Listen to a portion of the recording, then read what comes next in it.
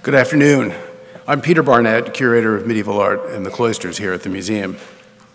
This afternoon's program is something of a reunion. In 2005, just as Pete Dandridge and I organized an exhibition at the Bard Graduate Center for Decorative Arts featuring the Met's wonderful collection of medieval aquamarina, the Hildesheim Cathedral Museum acquired the example you see on the screen now. Our exhibition, Lions, Dragons, and Other Beasts, Aquamarina of the Middle Ages, provided the opportunity to create the video which documents the fabrication of a lion aquamarine. A DVD of the video was included with the exhibition catalog, and of course it will be screened as the first part of this afternoon's program. We're very grateful to the Bard Graduate Center for permission to screen the video and to Han Vu for his excellent work in creating it. Michael Brandt, director of the Hildesheim Museum, came to New York to see our exhibition as he was planning an exhibition for Hildesheim, which took place in 2008. That exhibition was an occasion to look closely at casting and metalwork in and around Hildesheim in the early 13th century, when the great baptismal font, which you see in the Medieval Sculpture Hall now, was made there in Hildesheim. The Metropolitan Museum lent several works to the Hildesheim exhibition, and that in turn led to discussions about the imminent closing of the cathedral and the museum in Hildesheim for renovations, and for the possibility of organizing the exhibition we have here now. So you see there's been an active collaboration for 6 or 7 years now. Pete Dandridge, conservator and administrator in the museum's Sherman Fairchild Center for Objects Conservation, has long been a valued colleague for many of us in the Department of Medieval Art and the Cloisters. His work on medieval ivories, metalwork, and enamels has led to a deeper understanding of our collections of these objects, not to mention more stable and better presentations of the works of art. Pete made a major contribution to the 1997 exhibition here on medieval enamels of Limoges, as well as the glory of Byzantium that same year, and Byzantium Faith and Power in 2004. I've already mentioned my partnership with Pete on the 2006 Aquamarina exhibition at Bard, and of course, he has other publications in article form too numerous to mention today. When we decided to make a video as a significant element of the Bard Graduate Center project, we quickly identified Ubaldo Vitali as an ideal collaborator. He's a fourth-generation silversmith, conservator, and scholar who draws upon a deep knowledge of historical and modern metalworking techniques to restore antique works of art and to create new ones. Ubaldo was trained in Rome in the workshops of his father and grandfather, as well as the Accademia di Belle Arti and the University of Rome before he moved to the United States to found his own workshop. Ubaldo has lectured widely and published in exhibition catalogs and scholarly journals on a wide variety of silver objects. He's also received a number of awards, most significantly the famous MacArthur Foundation Fellowship in 2011 and the Premio Sant'Eligio Prize in Rome in 2012 for contributions to the safeguarding, exposure, and understanding of Italian art. So without further ado, I give you Pete Dandridge and Ubaldo Vitali, first on video and then in conversation.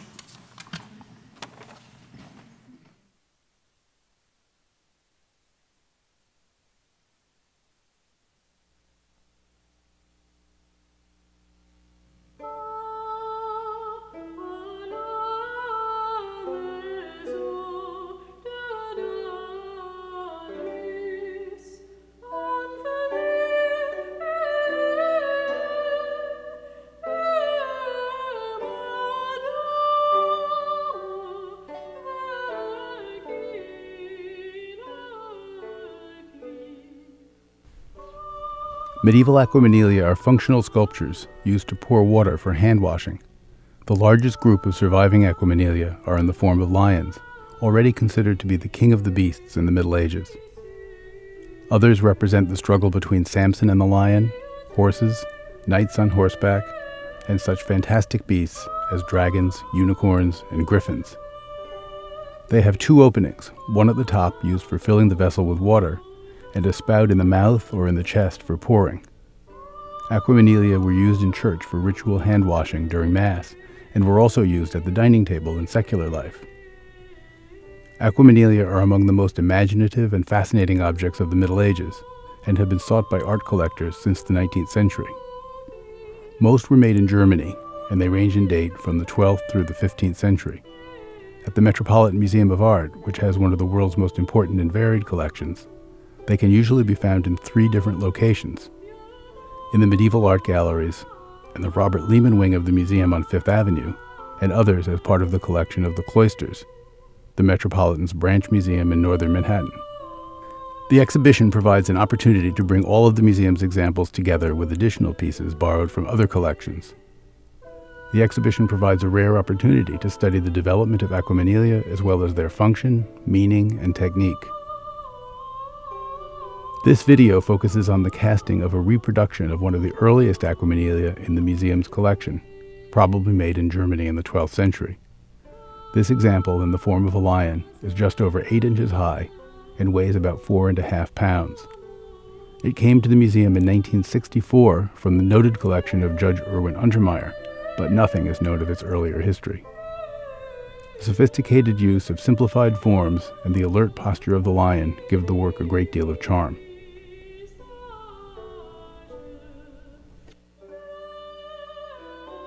The emergence of aquamarina in the 12th century in northern Germany and Lower Saxony marked a significant advance in the casting practices of Western European metalworkers. As both vessels and distinct sculptural entities, aquamarina combined function and artistry. In order to satisfy such dual purposes, each aquamarina had to be hollow and cast in the round, a form of casting unknown in the West since antiquity. The unique position of aquamarina in the technical history of metal casting made it an appealing area for study, and to that end a variety of resources were utilized in their examination. X-radiographs clarified aspects of manufacture, such as the shapes and detailing of the cores, the locations of core pins and plugs, the presence of armature elements, the extent of cast-in repairs, the thickness and porosity of the metal, the occurrence of either hard or soft solders, as well as possible later restorations.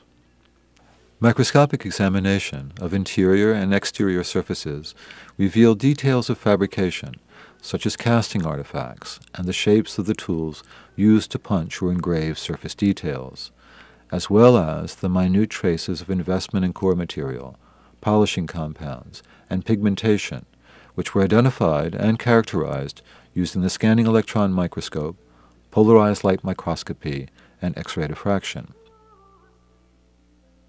The compositions of the metal alloys used in casting the aquamarina were determined by inductively coupled plasma mass spectrometry.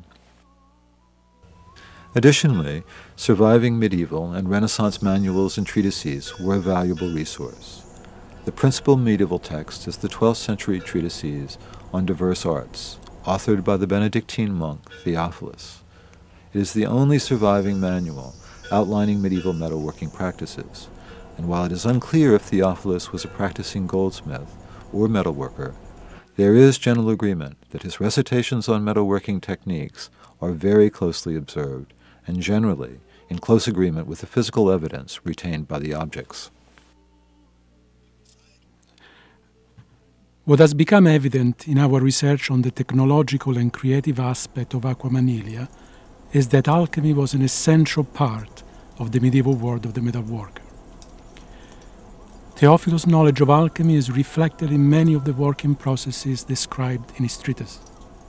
At one point, even going so far as to adopt the symbolic language of the alchemist in order to preserve his secrets only for the adepts. Modern historians have often misunderstood Theophilus and at times described his passages as the lurid and garbled language of alchemy. To better understand medieval metalworking, we must leave our modern biases behind and acknowledge that alchemy was an essential part of the craftsman's life. Alchemy was much more than the transmutation and making of gold. It encompassed all of the arts that work with fire. For the medieval craftsman, it was through the alchemical processes that the substance of nature could be separated, isolated, manipulated, and reunited in a more perfect way.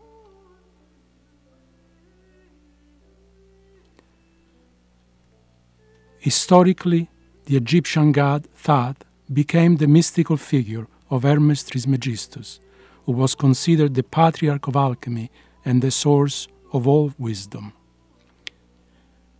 Egyptian and Greek alchemy did not pass directly to the Western medieval alchemist, but was filtered through an extremely important intermediate links, the Arabs, It was through the Arabian philosophers that ancient Hermetic doctrines and alchemical processes were preserved, and many of the early technical achievements of Islamic lost wax castings were a reflection of their great alchemical knowledge. From the second half of the 8th century, the time of the famous Arab alchemist Jabir ibn Hayyan, known in medieval Latin Europe as Geber, Arabic alchemy theorized and effected the formation and refinement of metals, the preparation of steel, and of many other related substances, all of which became essential for the making of the aqua manilia. The Persian alchemist Al-Biruni, writing in the 11th century on the making of brass, described how to collect the zinc oxide tutia from the fumes in their furnaces, and, in his own words, how copper is made yellow until it becomes like gold. Europe's indebtedness to Islamic casting technology and brass making cannot be fully understood outside the context of Islamic alchemy. By the 12th century, Islamic alchemy was readily available to the Latin West through the translations of Arabian alchemical treatises. By the 13th century, some of the most fertile minds and prominent Christian philosophers in the West were among the great alchemist figures of the time, from the Dominican monk Albertus Magnus to the Franciscan friars Roger Bacon and Ramon Lull. For Albertus Magnus, alchemical knowledge was no longer based solely upon the Aristotelian philosophy on the nature of metals, but included the close observation of the qualities of substances and the use of all of our senses. In his own words, metals were liquefiable and malleable, their colors, their taste and odors, their ability to be consumed by fire. He also directly observed and transcribed the everyday sensory experience of the medieval metalworker. Roger Bacon asserted that there were two kinds of alchemy, speculative and practical, and he emphasized that the practical was used by craftsmen and artists and that all of the arts depended upon it. Practical alchemy was only a branch of a larger, more comprehensive philosophical system.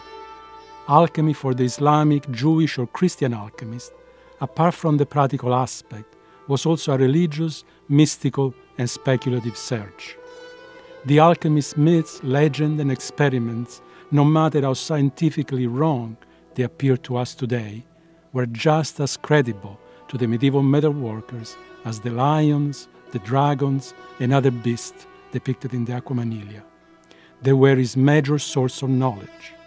Although it was practical alchemy that allowed the making of the lion Aqua Manile, it is to the mystical aspect of alchemy that we must also look to better comprehend this creation. In his treatises, Theophilus describes many of the substances and materials used by the medieval craftsman in his daily work, most of which could be obtained from his immediate surroundings. The recipes Theophilus used to convert these substances range from the simple and familiar to more complex processes best understood within the context of practical alchemy. Beeswax was the essential ingredient of lost wax casting and was easily separated from the honey in the comb. It was a valuable commodity, in some cases even used as currency, and its production expanded to satisfy the demands of local foundries. The medieval sculptor could modify the beeswax to his liking. With the addition of pigments such as cinnabar, details worked in the wax were more easily read. According to the type of modeling or carving intended, the wax could be modified by adding oils to increase its softness or hardened by adding pitch and other substances. For large, hollow castings, such as church bells and tripod pots, tallow was often substituted for the more expensive beeswax. Using methods known since antiquity, tallow was easily rendered from animal fat by melting over low heat and then straining into a bowl of hot water. As the water cooled, the tallow solidified on the surface. As the process was repeated, the tallow became whiter and harder. From the skins or hides of animals, the medieval craftsman could extract various glues. Indeed, every part of the animal was put to use, with even their bones and horns burned to obtain bone ash. By washing, drying, crushing, and sifting burned wood ashes, they obtained a perfect refractory material. Pitch was extracted from resin secreted from the barks of pine or spruce trees by evaporating off its associated oils over a bath of hot water. The sediments left in the wine barrel during fermentation were burned to produce argol, or tartar, today called cream of tartar, perhaps the most versatile substance in the workshop and used for pickling and as a flux for soldering or melting metals. Not all materials and substances described by Theophilus were so simple to obtain. Some require complex alchemical processes such as sublimation, distillation, fermentation, cementation, and calcination to separate out single elements and reassemble them in a new and perfect alchemical order, utilizing a variety of apparatus, furnaces, and vessels. These mineral specimens of cinnabar are from Almadin, Spain, where cinnabar has been mined since pre-Roman times. Chemically, cinnabar is mercury sulfide, used since antiquity as a pigment and as a primary ore for mercury, with both forms used in the manufacture of aquamanila. The pigment could be isolated by grinding the mineral crystal and then washing it to segregate the pigment from the less heavy residue. The extraction of mercury or quicksilver was mainly obtained by distillation in a process described by ancient authors such as Pliny and often illustrated in Renaissance treatises as in this figure by Agricola. Mercury was used by the medieval metal worker in a multitude of ways. When combined with gold, it formed an amalgam that could be applied over other metals such as silver, copper, and brass to fire gild them. Once coated, the object was heated over coals to evaporate the mercury, leaving a layer of pure gold bound to the surface in a process described by Theophilus in great detail.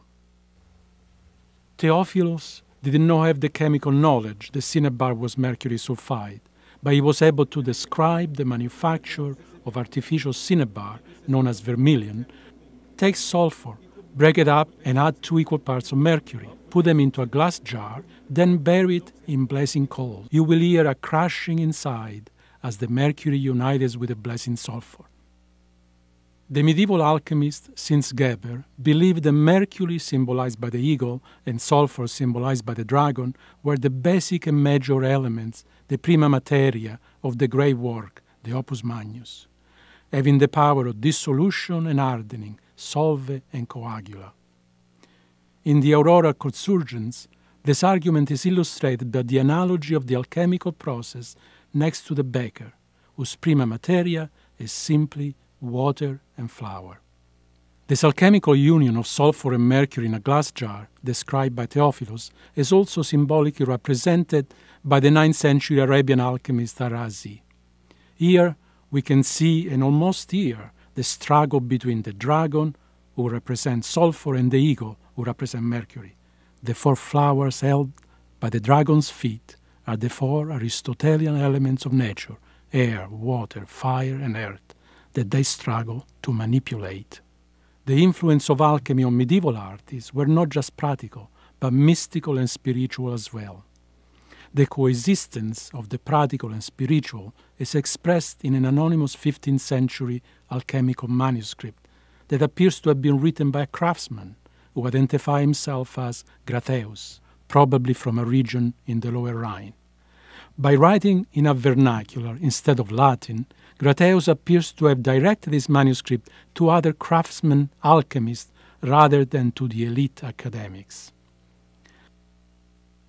Gratheus also introduced the reader to a series of symbolic images to guide the readers through the difficult alchemical processes by way of figurative metaphors, some of which are associated with Christological images. We can see that alchemical vessels form the halo surrounding the head of Christ, and the scene of the resurrection of Christ becomes a symbol for the alchemical process of sublimation. For the alchemists, it was through fire that metals could be separated, united, and transformed.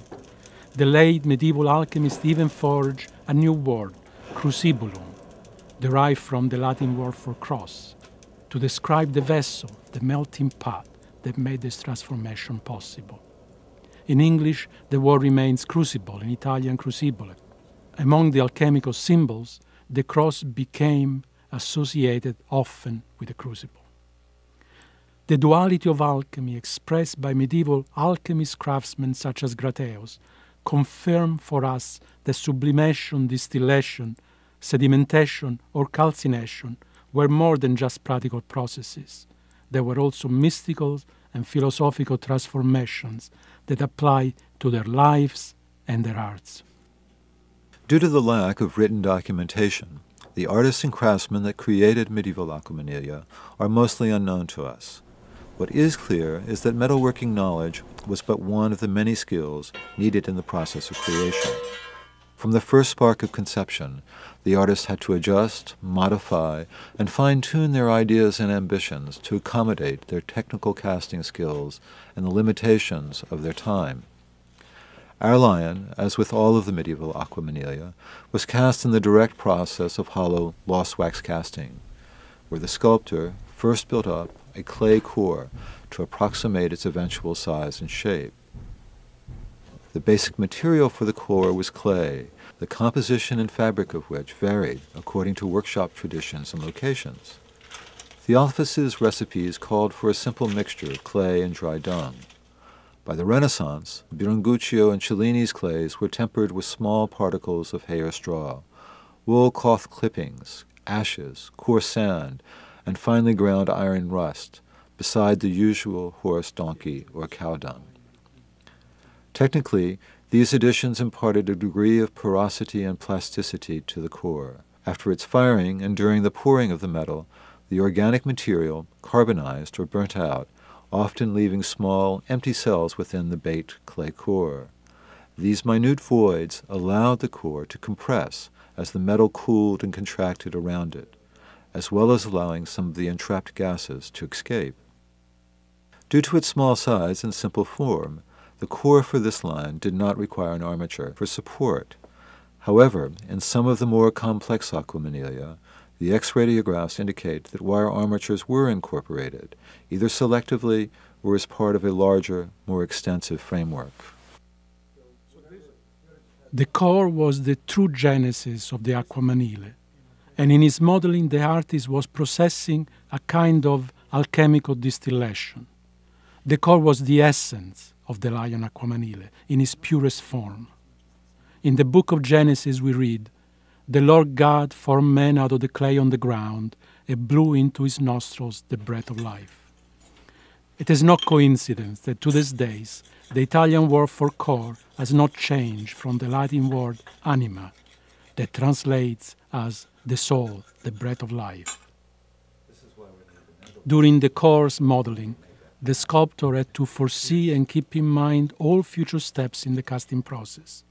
For instance, the rounded corners and cavities help to ease the flow of the molten metal and reduce the turbulences associated with the pouring of the metal.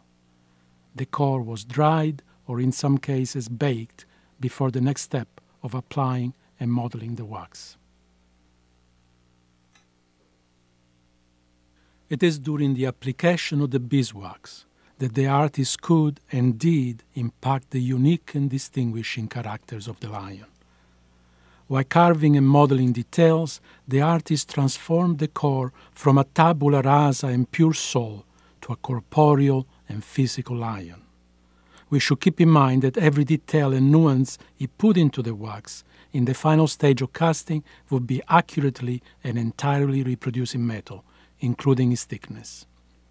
A fairly uniform thickness of the wax helped to maintain a steady metal flow during the pouring, as well as an even cooling phase for the metal to prevent it from cracking. The coloring of the wax with cinnabar may have had strong alchemical connotations. Although no documentary evidence of medieval red waxes exist, surviving Renaissance models attest to the use of this color.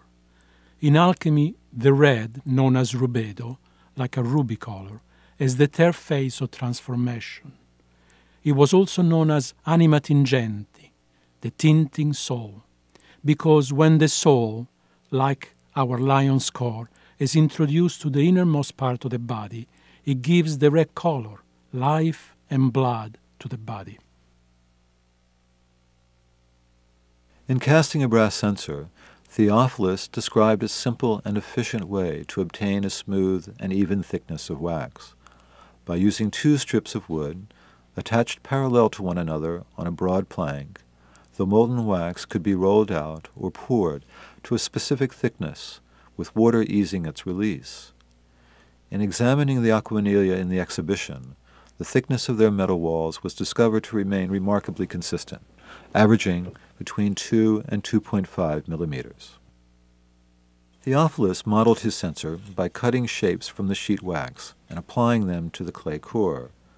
A similar method could have been used for applying a uniform layer of wax onto the lion's core, and indeed a similar system is still used today for large and medium-sized hollow statues created by the direct process. For smaller, lost wax castings, such as the lion, another method should be considered. By dipping its core into a pot of molten wax, an even layer of wax would be deposited over its surface. The process could be repeated to achieve the desired thickness. Whichever method our sculptor may have used to coat the core, all additional modeling was achieved by carving and adding more wax with brushes or as spatulas in a distinctive modus operandi unique to each artist. In the case of the lion, the sculptor modus was uncomplicated and direct. Sheets of wax were cut into shapes and applied to the body. The handle was shaped independently either by carving a solid wax rod with warm tools or braiding together 2 strips and then integrating them to the whole. The lion's entire mane was obtained by the simple method and by the use of a single shaped spatula. The tail and other details were similarly created by applying strips of wax. The lion legs would have been modeled in the core originally to facilitate the sculpting and the desired proportioning of the overall form. During the application of the wax, the legs were broken off, the stubs shaped, and wax rods substituted as the initial building block for their shaping. It is difficult to determine if incised details, like the tufts of the lion's mane, were originally carved in the wax and then recut after casting, and which details were directly engraved into the cast metal. Certainly, engraving all of the lines initially in the wax would have facilitated their later finishing. By hardening the wax, the sculptor could ease its carving and enhance the chances of the wax model retaining delicate details, free of distortions due to subsequent handling and finishing. An opening at the top of the lion's head was cut out and hinge loops formed during the wax modeling to provide an opening for filling the Aquamanila with water and a point of attachment for the separately cast lid. The holes for the hinge and the spout would also be worked into the wax by inserting wooden dowels or reeds which would carbonize during the wax burnout and the curing of the investment. Molten metal was prevented from filling the hinge loops during casting. The openings in the head and in the belly would serve later, after casting, for the removal of the core. When the wax model had been finished to the sculptor's satisfaction, a number of metal pins would be inserted through the wax and into the core. The core pins were cut from sheet metal, either iron or copper alloy, and tapered into points for insertion through the wax layer and partial insertion into the core. A significant portion of its length was left protruding from the wax to be enveloped and secured by the overlaying clay investment. When the wax was melted out, the core pins secured the register of the core within the investment and prevented its shifting, either during the baking and curing of the core and investment or while the molten metal was being poured. The gating or spruing system was comprised of runners and risers. A gating system of wax rods would be attached to the wax model for the eventual delivery of the metal. To better illustrate and emphasize their distinct roles, we have kept the wax rods for the runners red and colored the wax rods for the risers in blue. The gating system can be compared to the circulatory system of veins and arteries. In the casting circulatory system, all of the rods for the runners started from a central funnel-shaped basin. From this reservoir, once the wax had been eliminated, the runners delivered the flow of molten metal into the various cavities left by the burned-out wax. The risers instead helped the air and gases trapped in these cavities to escape. Not surprisingly, many of the solid and thicker elements of the lion's features, like the eyebrows, tail, and handles, were carefully and aesthetically orchestrated by the artist to function as additional conduits to supply the flow metals to the right area, and using every advantage to achieve a good and sound casting. The proper sizing and positioning of the gating system was a critical and crucial step for a favorable outcome to the metal casting. We can assume that every sculptor or caster had their own secrets and methodology for positioning these gates. The one shown here is one of the many possible arrangements. The prevalence of partial casting failure in many of the Aquamanila in the exhibition suggests that their arrangement of risers and runners may not have been thorough enough. The fully gated wax model would be invested in a refractory material in preparation for the baking and elimination of the wax. To retain the finest details of the wax model, the first few coats of clay were grounded and sifted to create a fine slip consistency that would be carefully brushed over the wax. Each coat would be allowed to dry just enough to become stiff to the touch, then a few more coats added and let dry. Theophilus does not specify the exact composition of these preliminary layers of clay, but suggests that they be thin and well sifted. However, in the Renaissance treatises of Biringuccio and Cellini, many other ingredients are added to this first layer, such as wood ashes, ashes from the horns of oxen and rams, iron rust, tripoli and other iron oxide, pumice powder, and so on.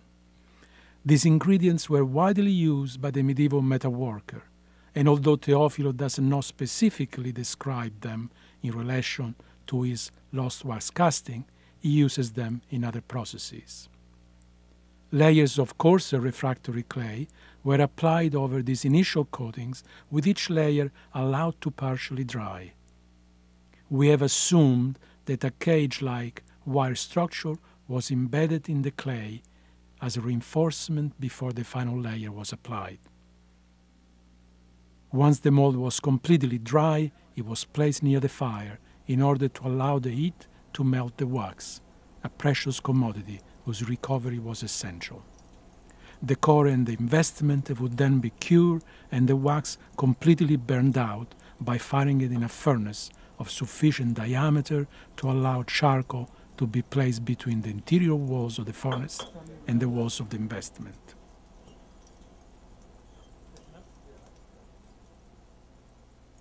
The predominant metal used for casting Aquamanila and other medieval objects was a copper alloy, referred to as Latin, containing zinc as the principal alloying element, with tin and lead present at levels greater than 1%. The raw materials making up the alloy were readily available to the workshops in Lower Saxony, northern Germany, and Nuremberg, which produced Aquamanila. Raw copper was supplied to the metalworker from the mining sites. The zinc sources were roasted calamine, either smithsonite, a zinc carbonate, or hemimorphite, a zinc silicate, and tutti, zinc oxide, derived as the byproduct from the smelting of lead ores. There was no recognition that calamine, described by Theophilus as a kind of stone of a yellowish color, sometimes reddish, or tutti, contained zinc, and indeed zinc was not identified as a metal in the West until the 16th century. Its appeal for the metalworker was that it produced an alloy suitable for casting and engraving, and imparted to the copper a yellow color close to gold. As described by Biringuccio, brass is copper given yellow color by art. Surely it was a splendid discovery for which we must thank the alchemists. Gerber, perhaps the most renowned of Islamic alchemists, acknowledged the importance of tutti by including it as a component of the philosopher's stone. In our replication, 2 volumes of charcoal were added to the crucible as a reducing agent, along with 1 volume of roasted hemimorphite and 1 volume of raw copper coupons. Initially, a volume of charcoal was ground with the hemimorphite and placed in the crucible. The copper strips were then placed above the zinc and covered by another volume of charcoal. The lid for the crucible was sealed with clay and the whole placed in the furnace. The zinc and copper were alloyed with one another in a cementation process, which could occur either in open or lidded crucibles. The hole in the crucible lid allowed the color of the charge to be monitored and the contents stirred. The volatilization of the zinc was perceived to have been initiated when a white vapor was emitted, at which point the hole was sealed to retain the zinc in the crucible. As the temperature rises within the crucible, the zinc, which has a melting point well below that of copper, vaporizes and is absorbed by the solid copper, progressively altering its composition. When the melting point of the continually forming alloy of copper and zinc is reached, the metal is allowed to cool, and if necessary, the process repeated to obtain the desired physical properties. At a temperature close to the melting point of the forming alloy, the crucible was removed from the furnace and examined. The metal coupons had a visibly golden sheen, similar to brass. They were returned to the crucible along with more charcoal and melted to homogenize the alloy.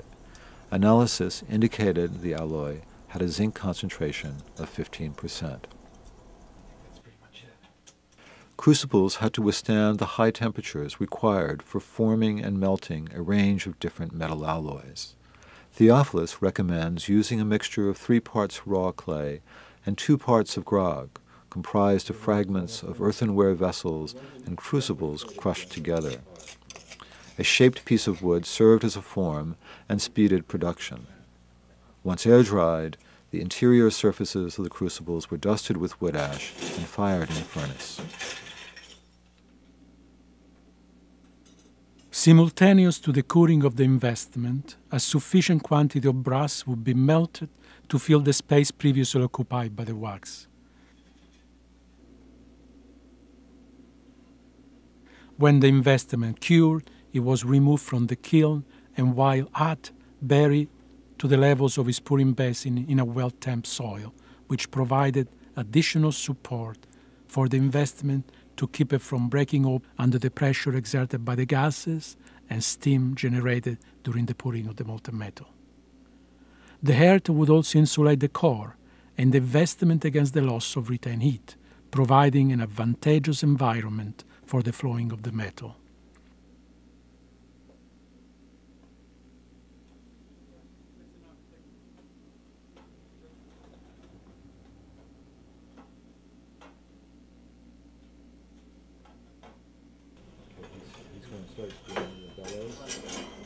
Once the investment was prepared, excess charcoal, which helped to contain the zinc vapors, was removed from the top of the crucible, and the molten metal poured over a stick wrapped in cloth that would help to reduce any oxygen within the melt and restrain any dross associated with the metal in the crucible.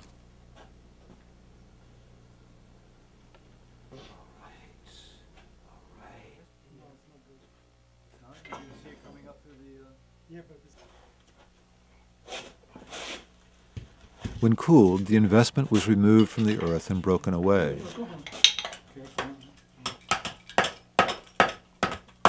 The gating system was cut off as required, and the surface of the line carefully exposed and inspected for flaws.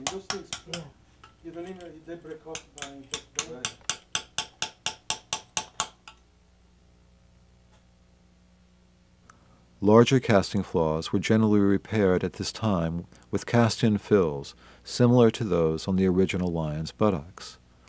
Interestingly, even with our extensive gating system and our pre-knowledge of the existing flaws, our casting replicated the flaws of the original. Smaller voids might be filled with blanks shaped to size and hammered in. The core pins were generally knocked out and filled with copper plugs, hammered in without the addition of solder. Their presence was disguised by working the surrounding metal over their exposed surfaces. The transformation of the raw, as-cast surface to its finished state follows closely the description Theophilus gives for finishing his cast censer. First file across all the grounds, using various files, square, triangular, and round. Then engrave them with engraving tools and scrape them with scrapers. Finally, clean the work all over with sand and sticks whose ends are slightly shredded. The extent of finishing required would vary depending upon not only the skills of the caster, but also on the vagaries of chance and good fortune. Since most aquamarinalia were not gilded, and there are no records or receipts for their finishing, nor any preserved original surfaces, we are left to presume what their final surface finish might have been. Apart from sand, which would dull and scratch the surface, Theophilus also recommends a variety of other polishing compounds for metalwork and enamel, including finely scraped chalk, a soft black stone mixed with saliva, and sandstone, followed by ground-up potsherd and saliva. Any combination of these compounds and others could have imparted a reflective sheen to the metal. Just as the medieval alchemist, the creator of the lion Aquamanile isolated, manipulated, and rearranged the forms and elements from the great book of nature. In the genesis of his lion, the artist distilled the form to obtain his essence, the soul. With the modeling of the wax, he gave us his vision of the corporeal lion. Through the pouring of metal and the transmutation of fire, he gave it the breath of life.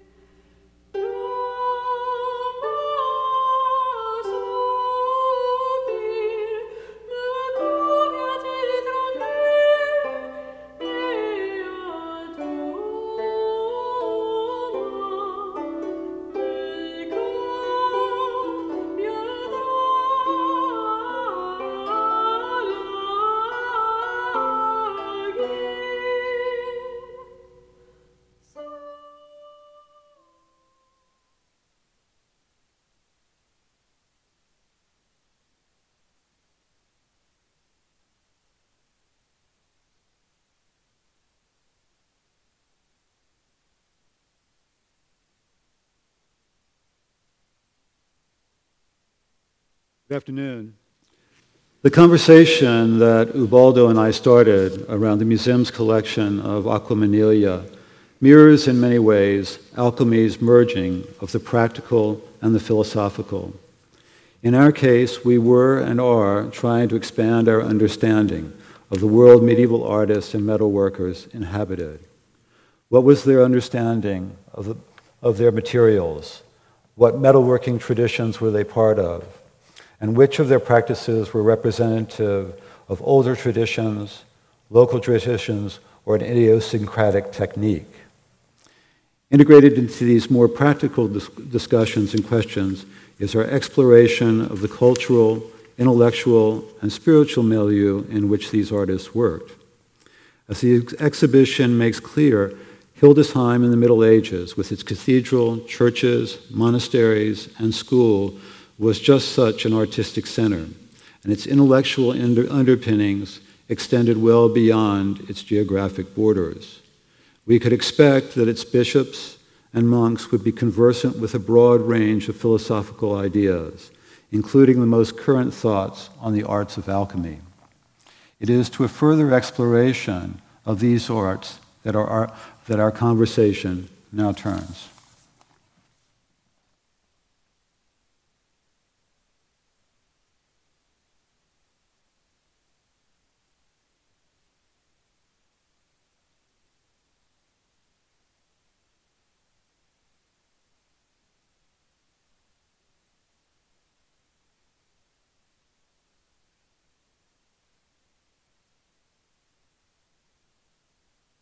It is my strong belief that if we want to penetrate into the true nature of the arts, and I mean all of the arts, into the deepest recesses of the mechanisms of human creation, we must at the least,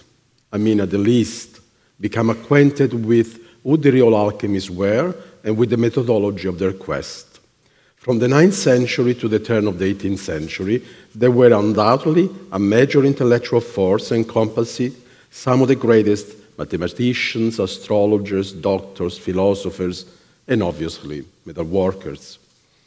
Many of the Islamic and European nobility, as well as the hierarchy of religious order, were themselves practitioners of what they called the greatest among the arts. Yet, as you know, many mainstream art historians are still afraid to open a discussion on the subject of alchemy's influence on iconography. And that is what we hope to do here today.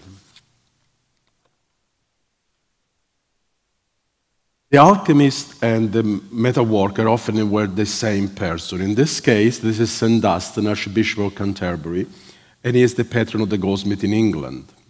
He was an alchemist, a goldsmith, a musician, illuminator, statesman, monastic reformer, and so on.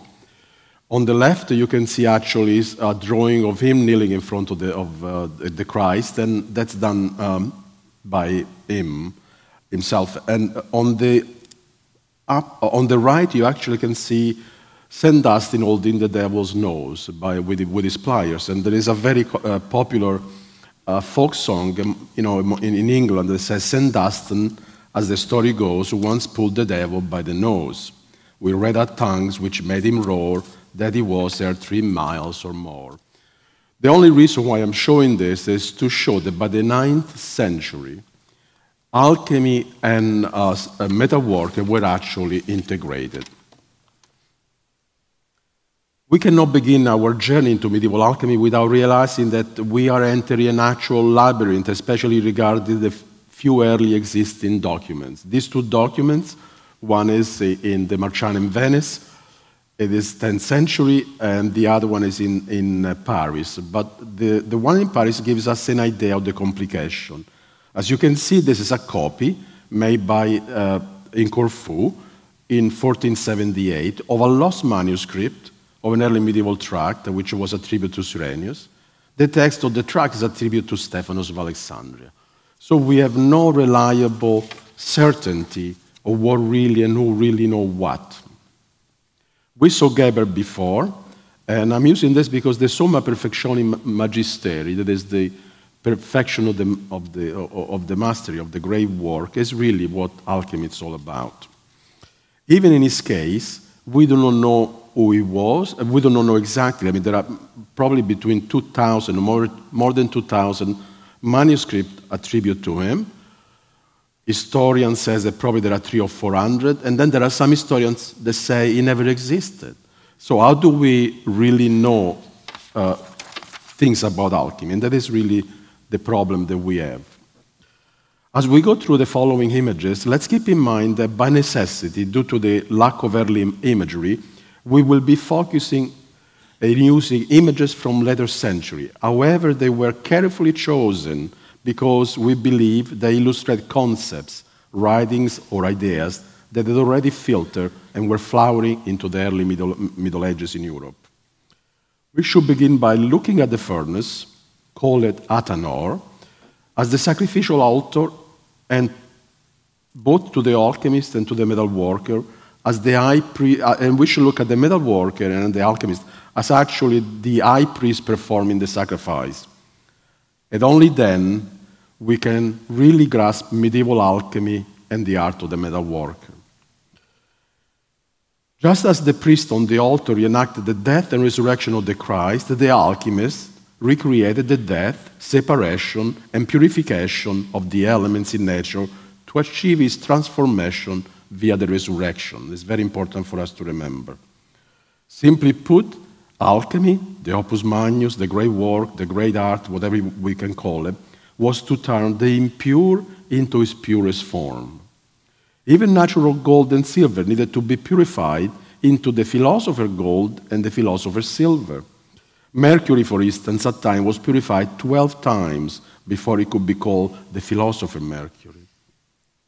The same could be said regarding the medieval metalwork. Everything in use needed to be perfected, including water. There's not just water. Many times he used what they call the philosopher water or the magisterial water that he mixes with, let's say, potassium nitrate to make his thing stronger and faster to cure.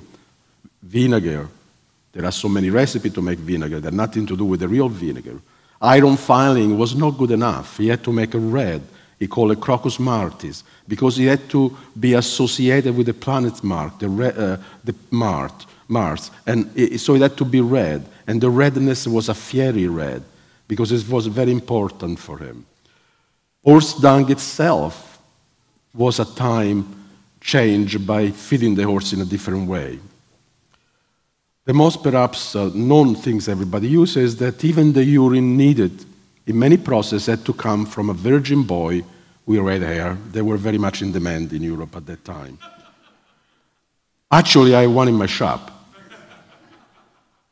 And I'm not joking. His name was Adolfo. And the list could go on forever.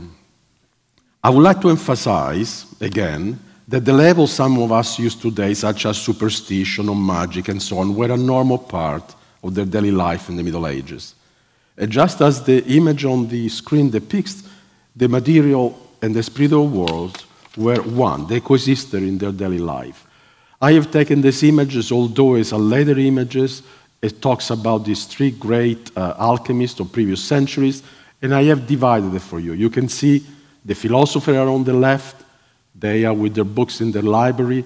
They are the metal workers on the right in his workshop. But everything converges to the center of the furnace. The furnace is the center of transformation. And you can see actually the vessel on top of the furnace, that's the mercury reaching sublimation. So we can see that natural, philosophy, microcosm, macrocosm, they all were part of the same thing. Through the centuries, the figure of the alchemist has been relegated almost to a caricature or ridicule. Most images or plays portrayed him of air as frauds and forgers. Unfortunately, that aspect of alchemy is also correct. They existed and they still do. However, that is not the true nature of alchemy. We can see here in Dante's Inferno, he puts two of them, very famous the alchemist forger Capocchio and Grifolino. And they are condemned to scratch themselves for the rest of eternity, by the way. That's a torch. One thing that the critics of alchemy do not realize, that Dante, in his Paradiso, on the sphere of the sun, that by the way represent gold, represent alchemy, he puts 12, they are the 12 people that help to illuminate the world. As you can see from their names, I'm not going to go through all of them, most of them were alchemists, or great contributors to the alchemical thought. The two on top, Albertus Magnus and Thomas d'Aquina, they were alchemists themselves, and they wrote extensively on alchemy. You may remember from the documentary when I mentioned Aurora Consurgens as a tribute to Thomas d'Aquina. I have circled one of them, Richard of St. Victor, because he's a favorite of mine. He was a monk. He was actually he became the abbot of the Abbey of St. Victor in Paris in the second half of the 12th century. And the reason I chosen him because he is constantly, in his letter, in his writing, he was a great theologian, he is constantly relating alchemy to Christian iconography. And I would just like to read you about one of his metaphors. St. Victor says, and he talks about the difference between two pieces of black cold iron.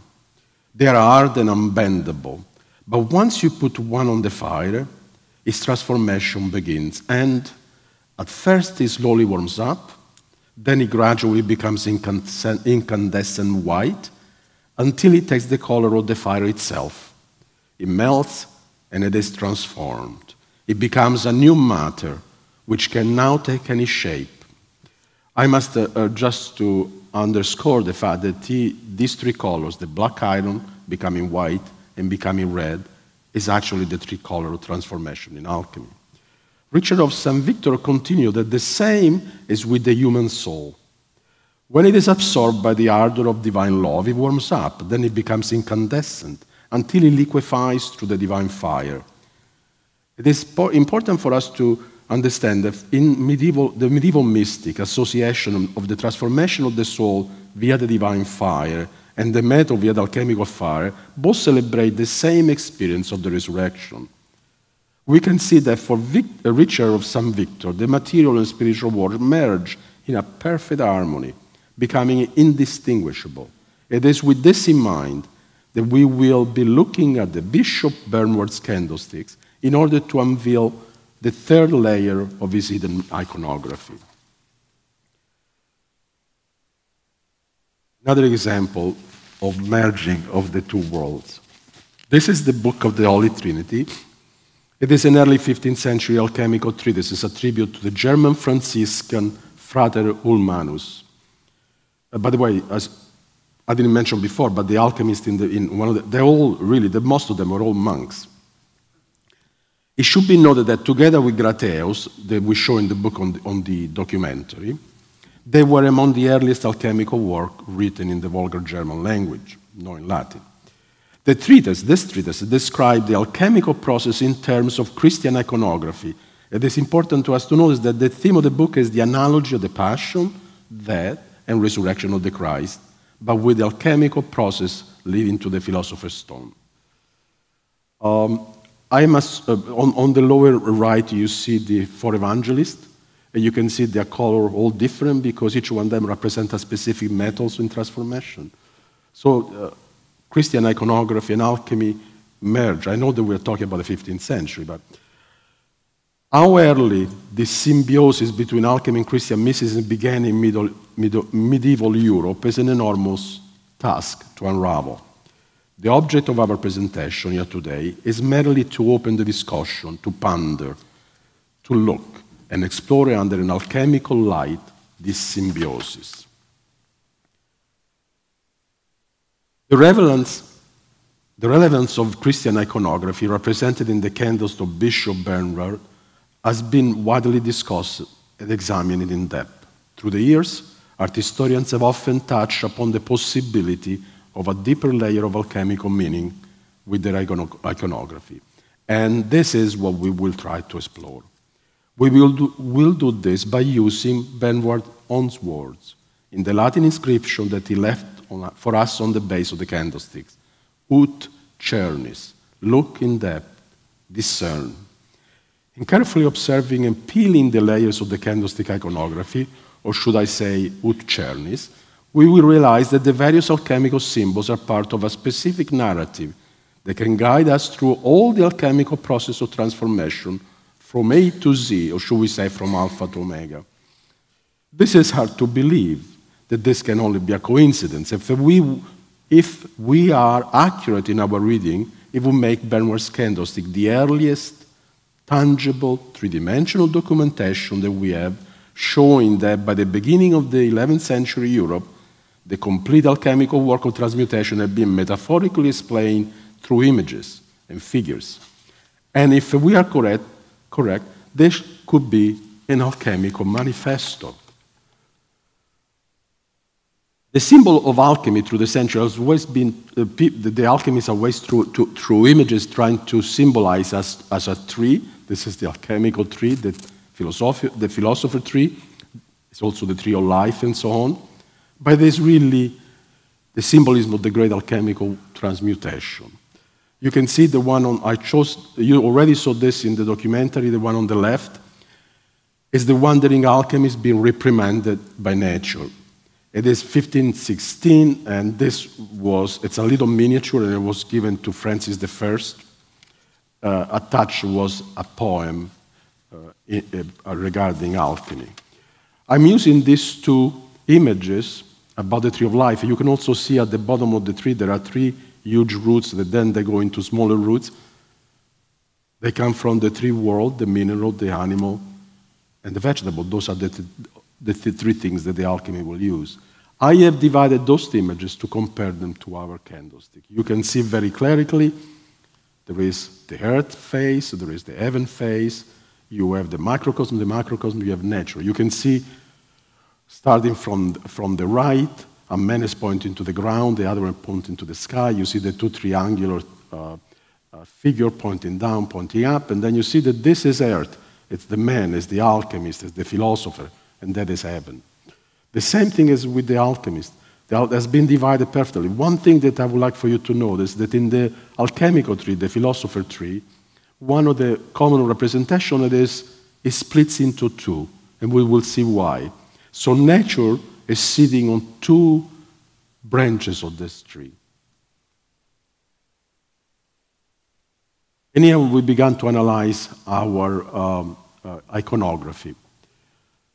We can see the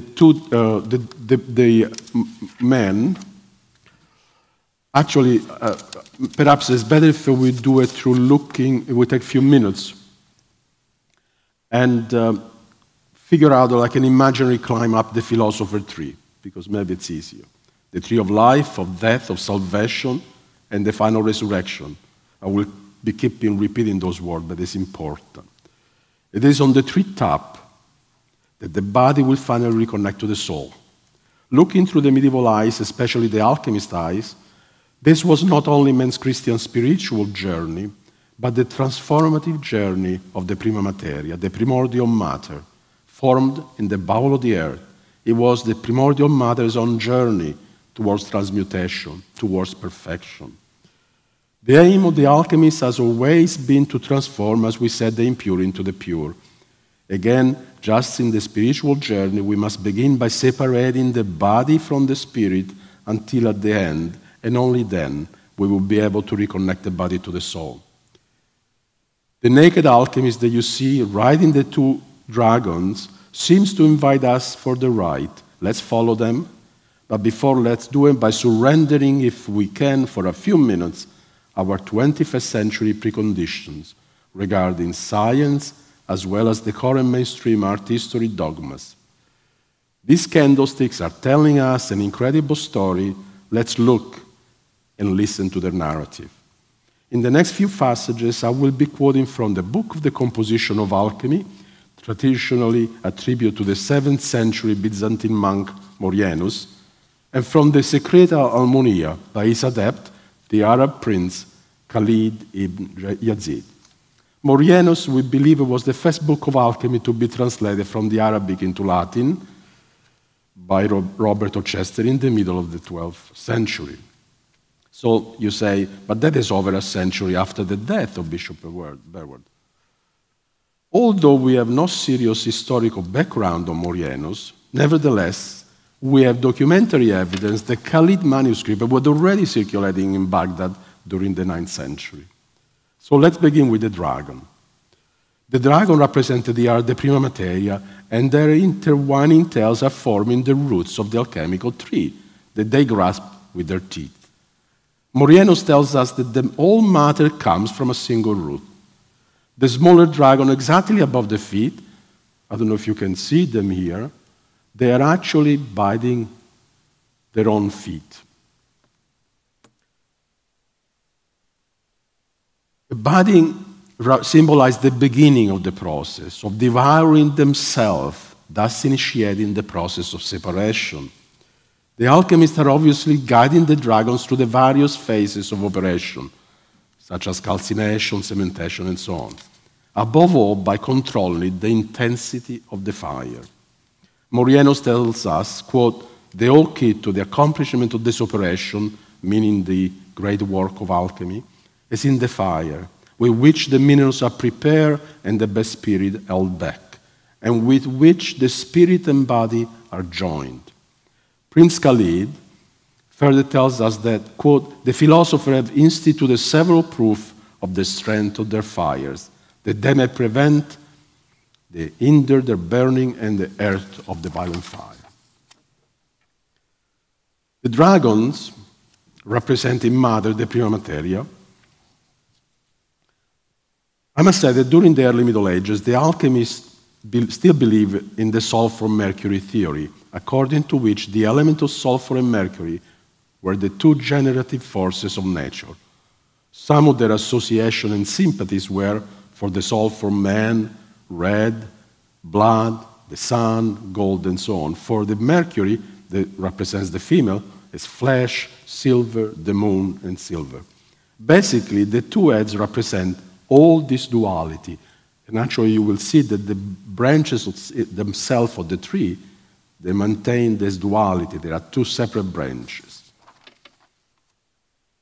Those illustrations are from, actually, you can see they're from the Book of the Holy Trinity that I mentioned before, and the one on the top left, it is in the British Library as known as the Harley manuscript, and I'm showing this one to you. Take a good look, because you will see that on the next slide appears again in a printed book almost 2 centuries later, showing that the fact that we are showing an image of the early 17th century doesn't mean it was not already available in the 14th or the 15th.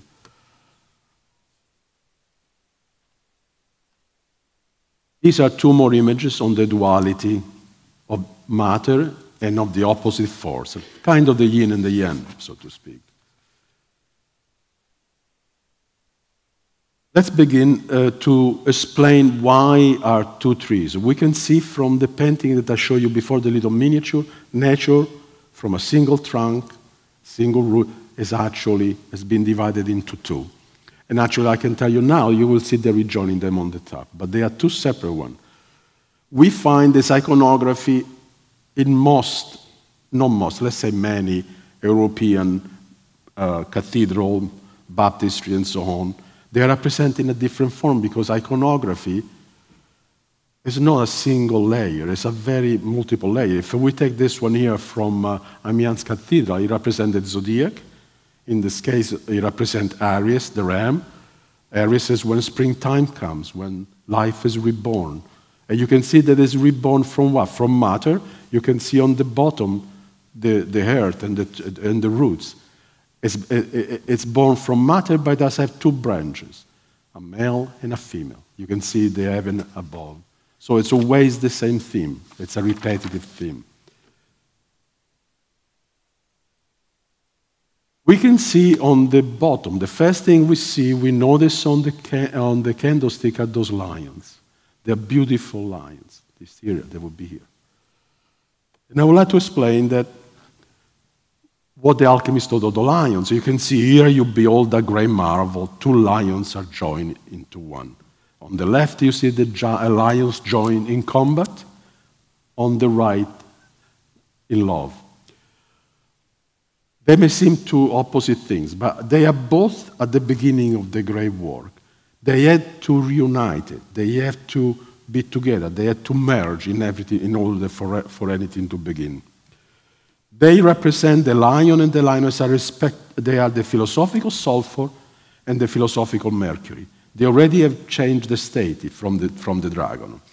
And it is with their union or conjunction that finally the alchemist will obtain, at the end, the philosopher's stone. They are often seen as the beginning of the great work. You can see all those steps going up. The two lions are also frolicking around, almost in courtship, you can see here. So we can tell that this is actually this concept of the lion. I would like also for you to notice that one of the lions is bound at the neck and the other one is not. Every details count. As the candlestick says, Ut cernit, you have to look deep, you have to look under the first layer. At time, you can see on this slide, the lioness is represented with wings, given the volatile nature of Mercury, or should we say the spirit of matter. After their mating, she will dissolve, and we will encounter her on the upper level as the spirit that has taken the symbolism of an eagle. The male lion is bound to earth, since he represents sulfur, the corpus, the body that is bound to earth until his resurrection. As Pete, in many of our discussions, has pointed out, the composition of the niello inlays in this candlestick is almost all sulfur. These sulfurs or niello inlays start with the writing on the border. You can see this one here, and then they climb up the tree, and they will climb all the way up to all the layers from here, all the way to the salamander and to the lower part before the resurrection. One thing that we have to think is that sulfur, we must remember, is the active male principles, possessing the ability to create, change. But while sulfur causes the change, in order to accomplish them, it needs mercury, that is the active female aspect of matter, as a conduit to actually manifest these changes. The alchemist has now left the dragon behind, and he continues, metaphorically speaking, the arduous task of climbing the tree.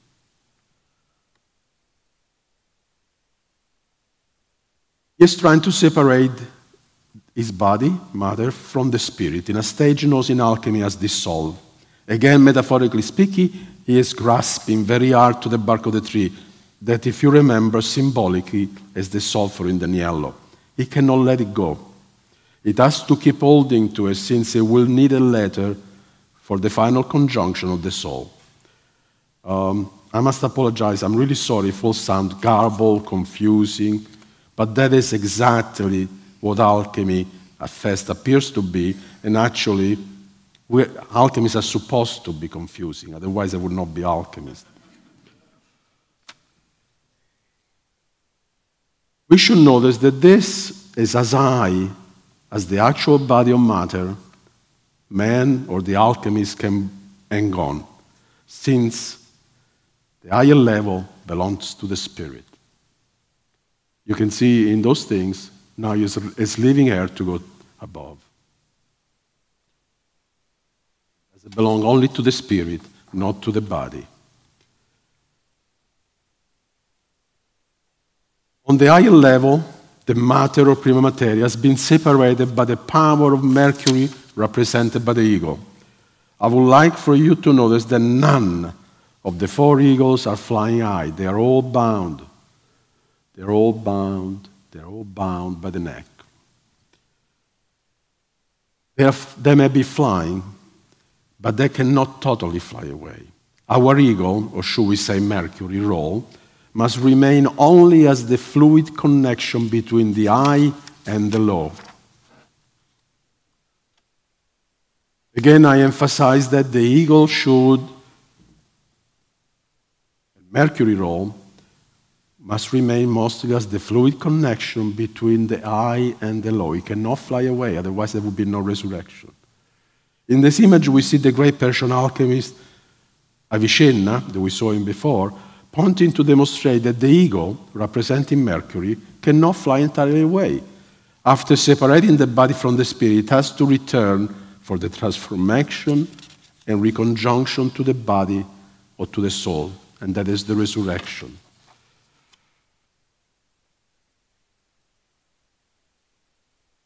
Recent art historians have compared the upper zone of the candlestick as, quote, where eagle soars, marking the passage to paradise, unquote.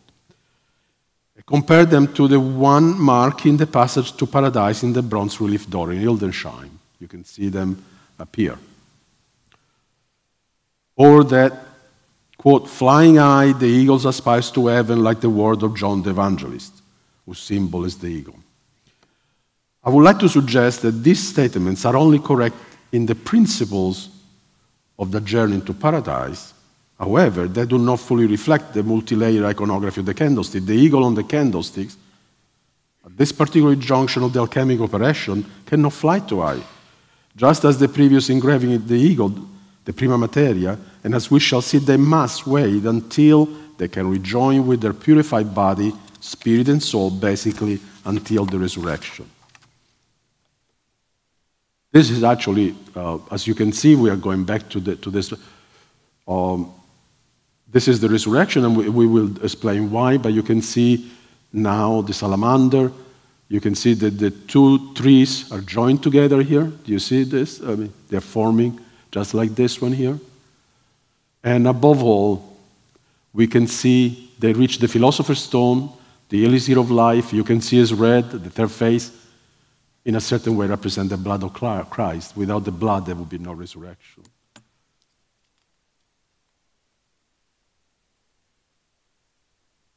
Let's go to the salamander and to the concept that is very important for us because vulgar silver and gold are useless in the great work, the alchemist's work, unless they are turned into philosophical silver and philosophical gold, meaning that, quote, the dead metal must be reanimated by the spirit taken from his metallic root. We can see on the right the engraving of a salamander, and it says the salamander lives in the fire and so on. Well, the salamander here is the great work, as you can see, and the man with the pitchfork is the alchemist. It has to control the salamander, it has to keep it on the fire, it has to control the intensity of the fire until the resurrection. And that is what the salamanders are. The salamander, according to the alchemist, is the symbol of both sulfur and of the secret fire. The spiritual secret fire, not to be confused with the vulgar fire. We see we have everything, they have the vulgar and the spiritual. It's hidden within the sulfur, still in the salamander. We can see that the salamander has spots, and still there is some sulfur there. The salamander is the conduit that will fix the flying spirit of the ego with the sulfur again, make transformation possible. For the alchemist, as you can see on your right here,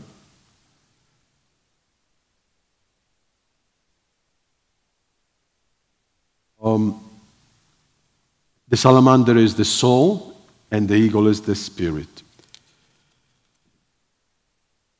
Going back to Christian iconography, I would like to mention that St. Augustine in The City of God compares the human soul to the salamander. So the alchemist and Christian iconography are the same. And I quote Augustine, "If therefore the salamander lives in fire and yet remains entire, these are sufficient convincing examples that everything which burns is not consumed, as the soul too. It's a proof that not everything which can suffer pain can also die." Oh, sorry. I'm sorry. These two sentences are from the Greek text of the Book of Comarius. I mention it here because it demonstrates Comarius lived in the 2nd century. Obviously, the Greek text is from later transcribing, but it is a tribute to him. And you can see that the concept of resurrection was alive and well already in the 2nd century. If we see, for body, spirit, and soul are weak because of the darkness which stretches over them. But once the dark, evil, spelling spirit has been disposed of, then the body is illuminated. The soul calls out to the illuminated body. That's what the candlestick is, both representing the Christian iconography and the alchemist iconography. One of the things that he concludes, Comarius, is with, "Behold, this is the mystery of the philosophers," meaning the alchemist. It is our belief that the third level of alchemical iconography in the candlesticks narrative never departs from the obvious Christian interpretation. To the contrary, step by step walk side by side, reinforcing their meaning.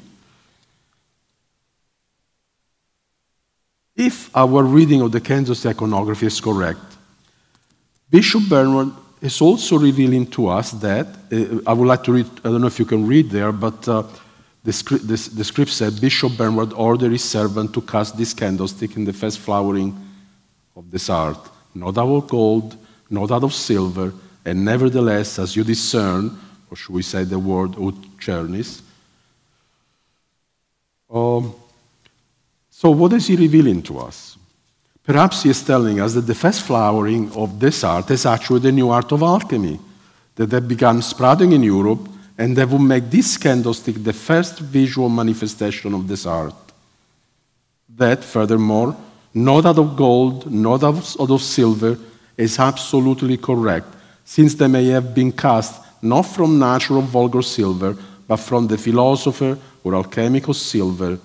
And I must add that in the words of Albertus Magnus, he says that at the conclusion of the final operation, quote, the silver will then be the widest and cleanest, like the rays of the stars, and he continues, just like white gold.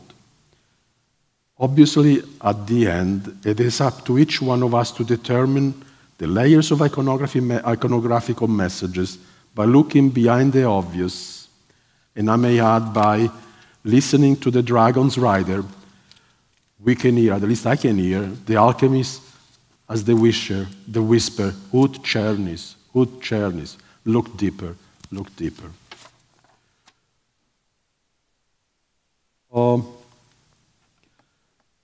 First of all, I like to thank Pete for all the photography, because those are all his photography, and for this little revolving candlestick. I'm not going to say anything. I just want you to look and climb through the tree of life, the tree of alchemy, until the resurrection. It's an incredible experience. It takes a couple of minutes, but just enjoy it.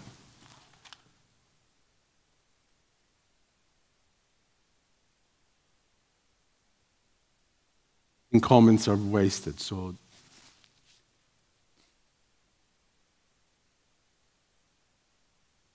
by the way, can you hear them whisper? Ut cernis, ut cernis. See, they're right there.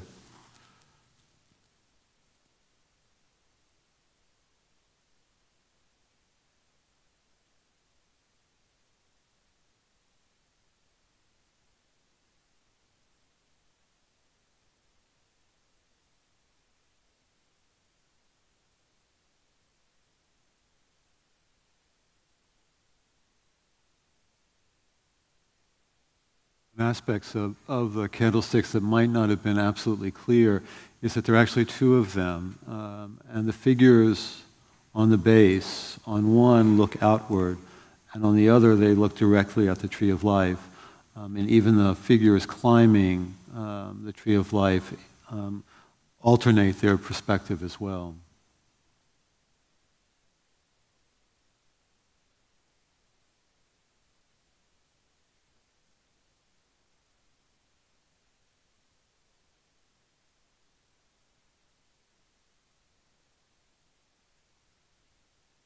Thank you.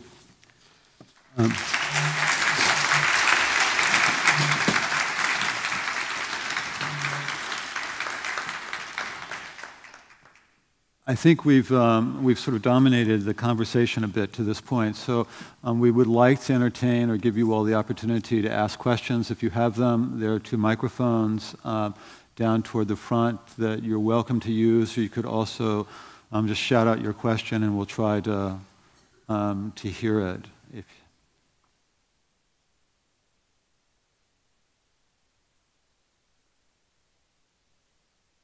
Yes. You could stand up, actually. You're really close to if you wouldn't mind. Thank you. In the finishing of the Aqua Manila that you made, you left it in the raw state. Do you think that they left them like that, just the polished brass, or did they lacquer them, or? We don't really necessarily know, but I do think they probably left it not in what you call the raw state, but I think they left it in a highly polished state, which gave it a really nice, warm, golden luster, which is not to say that they couldn't have lacquered it. We just don't encounter much original evidence of that, so it's hard to know. We would not know, yes. Lacquer per se, it's obviously a modern term that I do not know, maybe wax or something like that, but I don't think that they would use. One thing that's all metals, I mean, they sound like alchemy, but all metals have a protecting armor that they wear, and is based on the oxides that they form.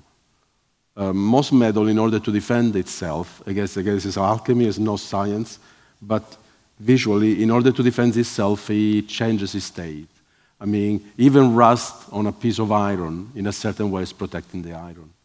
So it's kind of hard. I do not know, but I think from time to time they will make sure that they will be shining. Yeah, when the bishop came around. Yeah. Yes, please.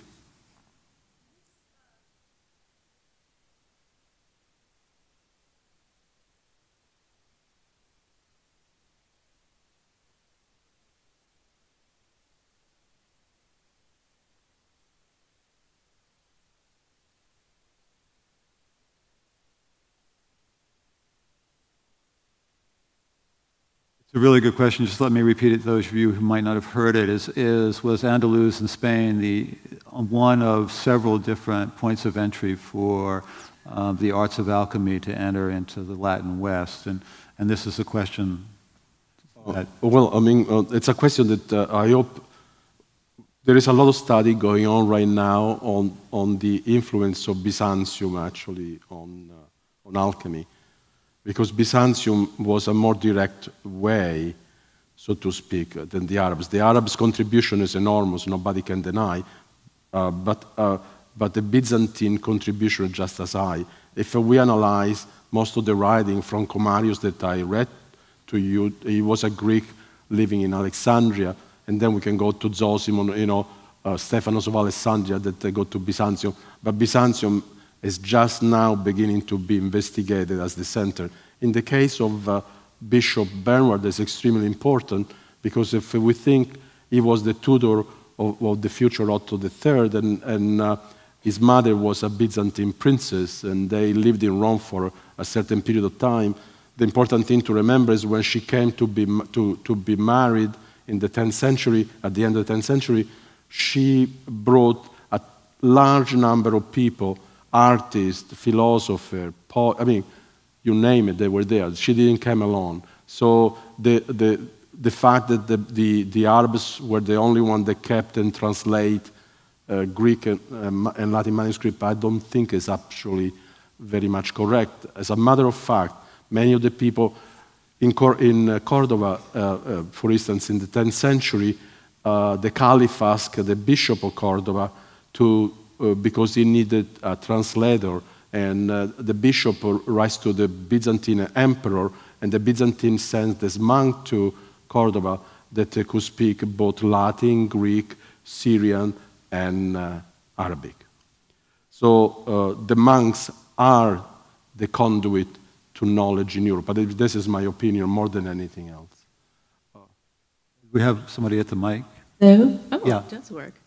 Thank you very much. That was a really interesting and in many ways illuminating, pardon the pun, talk. With regard to the candlestick, is that the correct terminology? Yeah. There's another iconographic sort of dimension to it that strikes me coming out of the talk you just gave, in terms of the use of the dragons and the salamanders, because the one element that we don't see in the candlestick is, of course, that it holds a candle, and the candle being the flame symbolic or a metonym for the Holy Spirit. Yeah.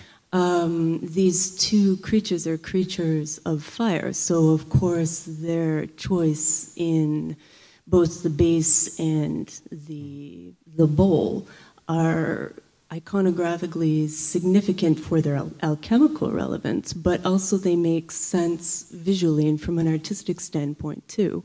So there's, I think, I think there are so many other hidden dimensions and nuances to this, to understanding this candlestick and its raison d'etre. And yeah, I think it's fascinating for that. One thing I did want to say is that in terms of the alchemical formulae, they're not fixed, they're not monolithic, and they change quite dramatically from the medieval to the early modern period.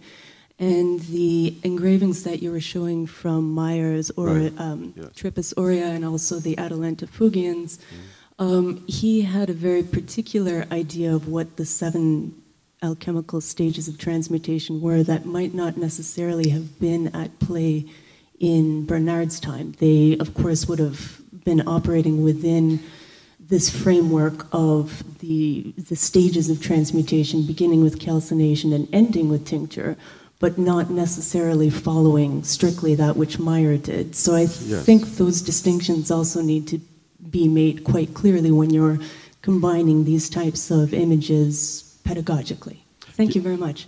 Yeah, I couldn't agree with you more on both of you, the issue that you raised. The issue of the salamander, first of all, if you remember, we said that there are many, many layers in iconography. Panofsky mentioned the 3 strata, but there are many more than those, number one. The fact of the images before the manuscript of the 14th century, the image hardly exists. And if you notice, I tried, perhaps not clearly enough, to say that this candlestick may give us a manifesto of what the early 11th century was. And in the candlestick, there are no 7 stages of transformation. There are no 7 stages in the candlestick of transformation. Yes, but in the images that you were showing from the Atalanta, it very clearly articulates this 7-stage laboratory process. Yes, absolutely. Thank you very much. It was a fascinating talk. Thank you for pointing that out. Yes.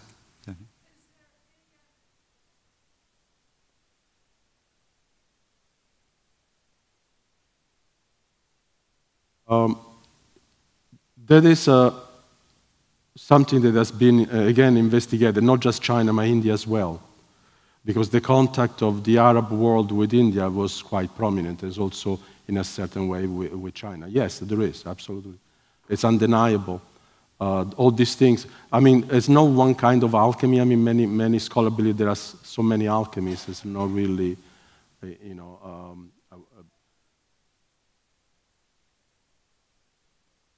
yes, I definitely say, but you know, we couldn't cover it, but that's it.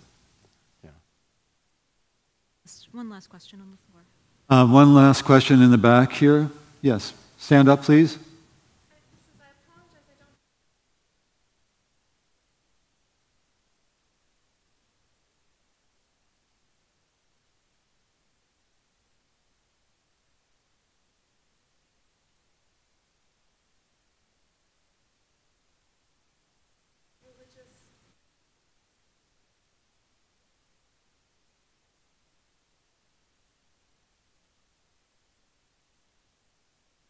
Well, again, we cannot give an answer like that, but we have to understand that throughout of history we have several changes. I mean, there are popes that have they wrote decrees against alchemists. There are the emperor, you know, writes a decree against alchemy.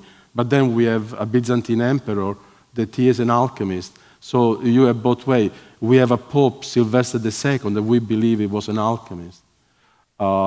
Many monasteries, we have documentation that had an alchemist there. So I do not know if there is a specific date, but that is actually the lecture. All it tried to do was to open a discussion. That's all. That was the aim of the lecture. I could add one thing to that. One of the things that I think is really interesting about the candelabra is that they were certainly made for Bernouard. There's some discussion about whether Bernouard actually was an artist himself and actually might have fabricated these candlesticks. What is true is that at this period in Europe, the monasteries were the real centers for creativity and thought, and intellectual thought. So it was really sort of a hotbed of current thinking. And so it's not unusual to our mind to see the conjunction of the art and the philosophy so extraordinarily represented in the candelabra. What's then interesting is that workshops moved, or artists moved out of, or the production process moved out of monasteries and became more secular. And therefore a little bit more separated from its theologic roots in the early stages of, say, Bernouard. And is that a period at which there began to be sort of a separation between practice and philosophy? Because I don't have a specific answer for those things. All I can say is that this fight between pro against alchemy has been going on forever. I'll give you an example, not medieval, so you forgive me, but Urban VIII, Pope Urban VIII, ordered the burning of a library in Rome, because the library was mostly about the occult, and it was a monastery, by the way. It was on the occult and alchemy and so on. On the same token, he had Domenico Campanella, there was a Dominican hocus pocus person in the Vatican performing operation to have the evil spirit out of the room. I mean, that's pretty scary, okay? So we had these two worlds going on at the same time. He ordered the burning of the library, the removal of the book from the library, because he thought that somebody had put a curse on him. I mean, this is a 17th century pope. It's kind of scary, isn't it? But that's the way it is. I mean, ambivalence, just like the two dragons said, it's a very common thing. Thank you all. I'm sorry we don't have enough time to take any more questions.